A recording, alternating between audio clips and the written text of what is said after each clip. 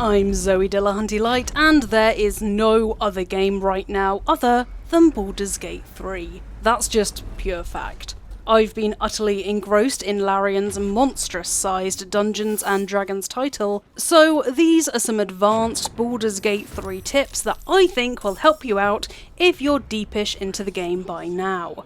Here we go. These are 13 advanced Baldur's Gate 3 tips that'll keep you and your party alive.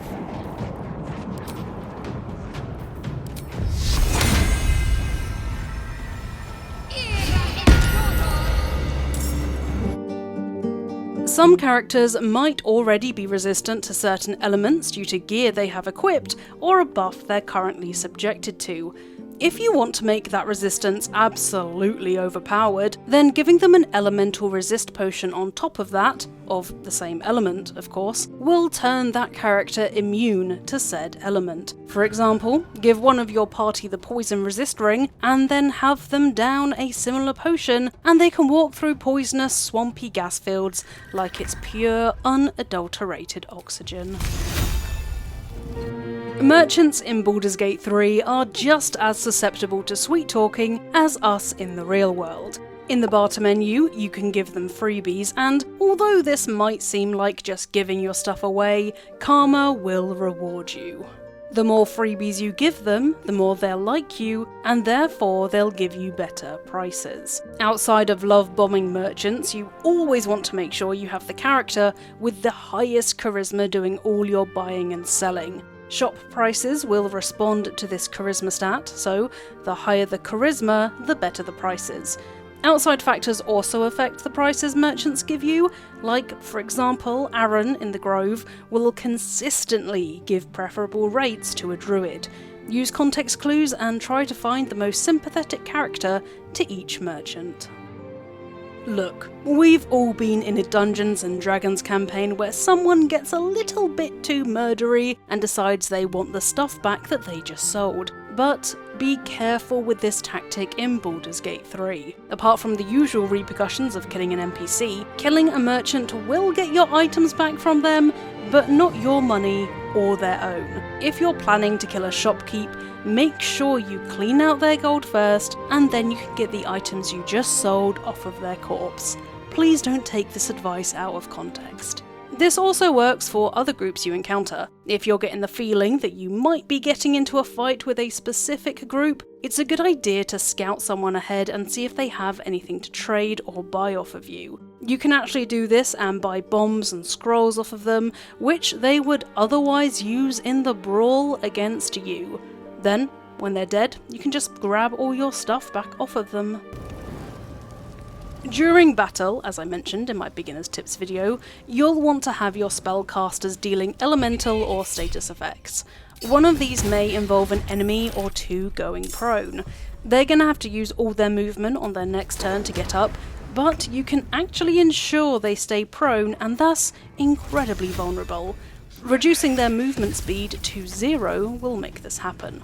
Ray of Frost reduces movement speed by 3 meters, or the Spirit Guardian's spell will have enemies have their movement speed halved on a fail wisdom saving throw, or you could just bring out hold person or sleep spells. Or you can alter the terrain and turn it into difficult terrain, which also reduces movement speed. If you can think of any other way to reduce someone's movement speed to 0, apart from killing them, let me know in the comments below.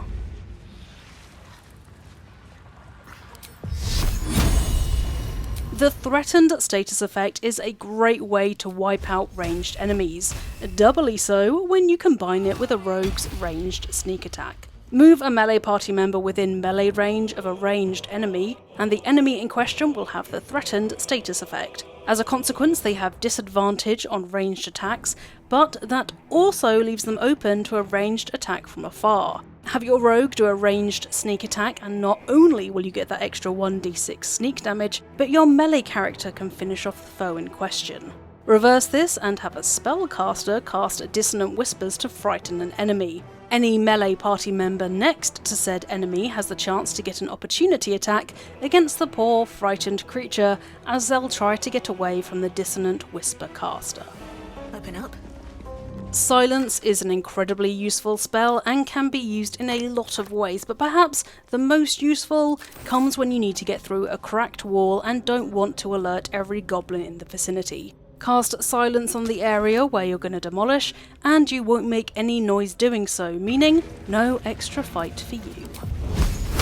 Members of your party who use weapons, as opposed to spells or cantrips, always carry a candle with you. Place it on the ground and, when lit, you can dip your weapon into it for an extra 1d4 damage as a bonus action on every single attack. It might not seem like a lot, but on every single attack, that 1d4 sure adds up. Worthless slaves!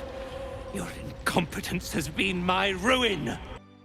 When going through your inventory trying to figure out what to sell to a merchant, you don't actually have to click and drag every single individual item around to sell it. Within your inventory before you try to barter, you can shift-click items to label them wares, then click Sell All Wares in the shop menu. It will save you a lot of tedious time. God, I wish I had known this sooner. In a very similar vein to the previous tip, hold down the Alt key to highlight all nearby objects. Then loot whatever your heart desires. Scenery separated from items in the blink of an eye, and if you're trying to find a ring or a gem you dropped, this is one hell of a headache reducer. In my Baldur's Gate 3 Beginner's Tips video, I mentioned that you always want to be thinking about positioning when you're fighting, and a lot of that involves having the high ground to get advantage on your attack rolls. But this is Baldur's Gate 3 Advanced Tips video, so you want something a bit better than that, right? So, just know that if you block a ladder with a crate or a box or what have you, it'll prevent enemies from using those ladders in their pathfinding, meaning they can't get the high ground, and your spellcaster hidden up in the heights will remain relatively safe and sound. Hold a left shift when you're moving your party around and you'll be able to navigate through crowded areas a lot easier. That goes for both areas crowded with items and enemies. It's also great for climbing things with ease.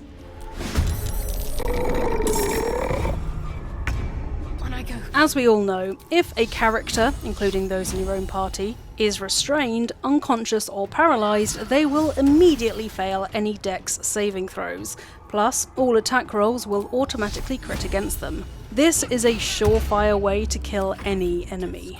Which means what you should be doing if you need one specific enemy dead is to cast Sleep, Hideous Laughter or Hold Person on them, then move a fighter or barbarian or paladin in to hit them. Make sure they're extra unalive by pairing this with the biggest burst damage combo you possibly can. Finally, here's another advanced positioning pointer. You already want a spellcaster whose sole purpose is crowd control, but spellcasters will be prioritised by enemies due to their lower AC, especially when they're performing concentration spells. As well as using height and cover to your advantage to make sure they can't be hit from up close or afar, it's a good idea to place melee characters around and in front of them so they can get attacks of opportunity at any enemies running past them to get to the shielded spellcasters. Obviously, you also want to consider using mage armor and shield on these spellcasters too, as crowd control is crucial to getting through fights in the later stages of Baldur's Gate 3.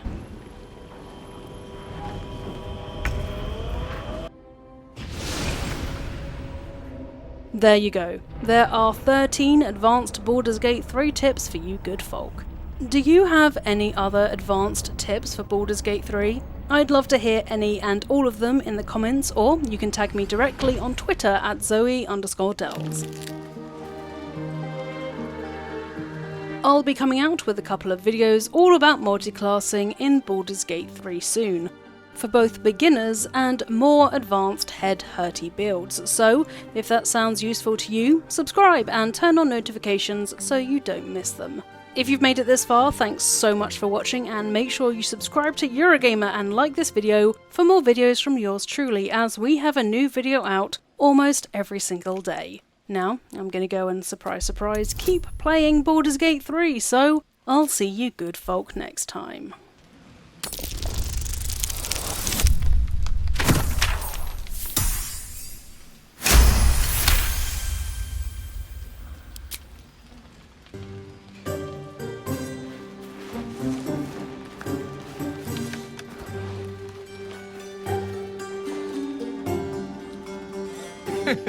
How utterly charming.